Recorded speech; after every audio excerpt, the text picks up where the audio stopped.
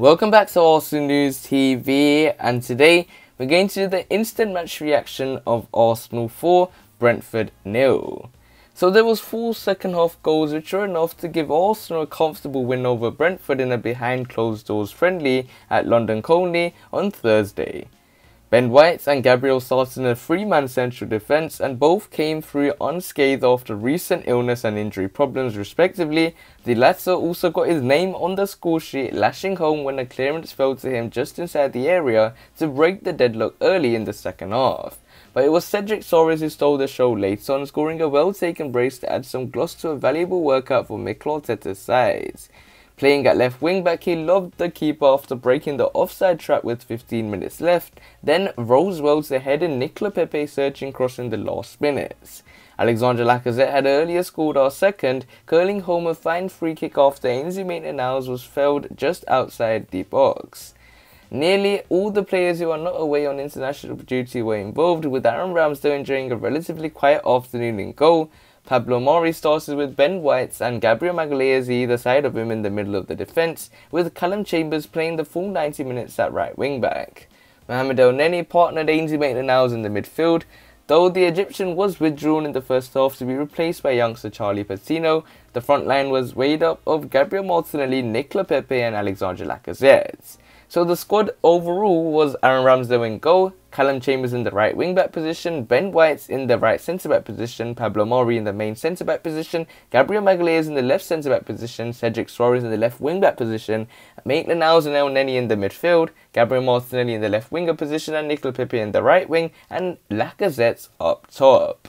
And when it comes to the Gunners, they did win 4-0, but there were talks suggesting that Brentford did play on a very young squad, that it was a very comfortable opportunity for Arsenal to get that victory, something that was similar to how Arsenal did beat West Brom in the Carabao Cup, where West Brom did put out their youngsters and Arsenal looked like they'd done some importance. But when it comes to the Gunners, they did at least get a victory over Brentford, and you could say that Arsenal at least tried to show Brentford what they were capable of after getting that obliteration in the first game of the season by losing to Brentford. And a 4-0 win does sound good, but there were lots of factors that need to be taken in my opinion. Yes, one of the things was the fact that Charlie Patino was given a chance in midfield, and it suggests that he makes a real impact in midfield.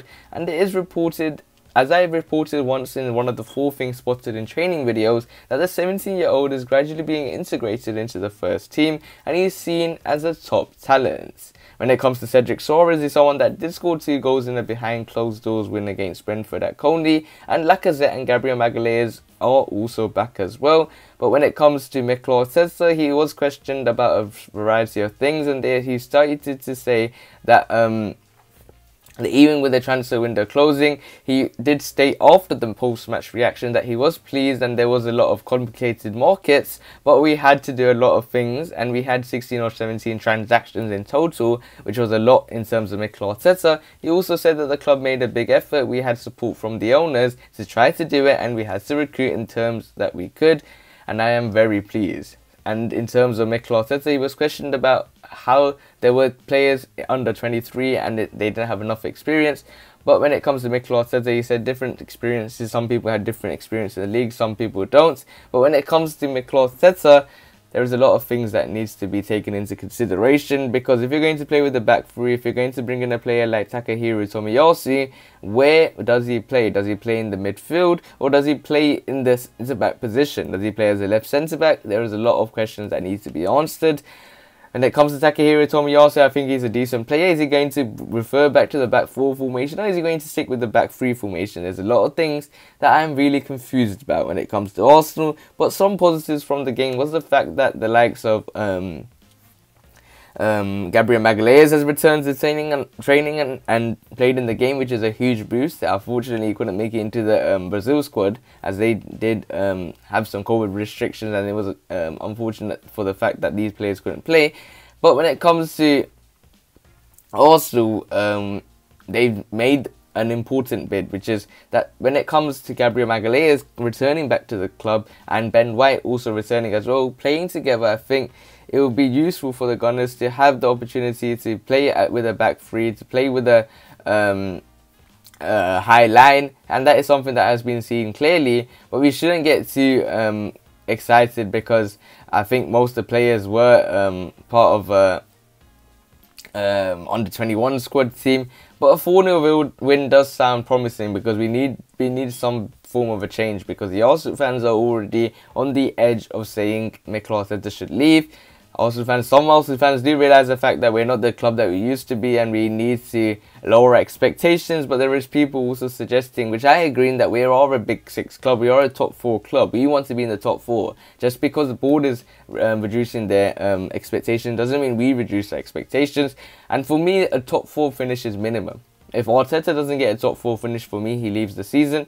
I think we need to make a protest on the likes of Sam Kroenke, Josh Kroenke at the club, because they made the transfer decision to bring young players in the profile between 21 to 23. There are also talks that Mikel Arteta didn't have the biggest say in the transfers, and it was more down to statistics and the way they play in that position. And Mikel Arteta just said to Edu, you do your business and we'll see which players you can bring me. And Tomiyasu was a player that was brought in to see as an inverted fullback, but does it fit in Mikel Arteta's new system? I don't know, but I want to see a back 4 formation. Yes, the back 3 is a formation which I've done previously on how Mikel Arteta should line up Arsenal, how Antonio Conte would line up Arsenal. Those videos I did say play a back 3, but with the way we're looking, the way we made the signings in the transfer window, I would love to see a back 4 with Kieran Tierney in the left back position, Gabriel Magalhaes in the left centre back, Ben White in the right centre back, and Tomiyasu in the right back position. So there's a lot of things that needs to be taken into consideration. But overall, we got the victory versus Brentford. Nothing special, it's just a pre-season friendly. I mean, a season friendly. Overall, it's a 4-0 victory over Brentford, but a lot of things needs to be improving, and hopefully we get higher up the league and there's a huge turnaround after the international break. So we will have to wait and see how Arsenal performs at the end of this season. If you want to see more daily videos from Arsenal News TV, make sure you click the subscribe button, hit the like button so I know if you enjoyed the video, and share the video to your Arsenal friends and family. Click one of the videos on the screen and I'll see you there.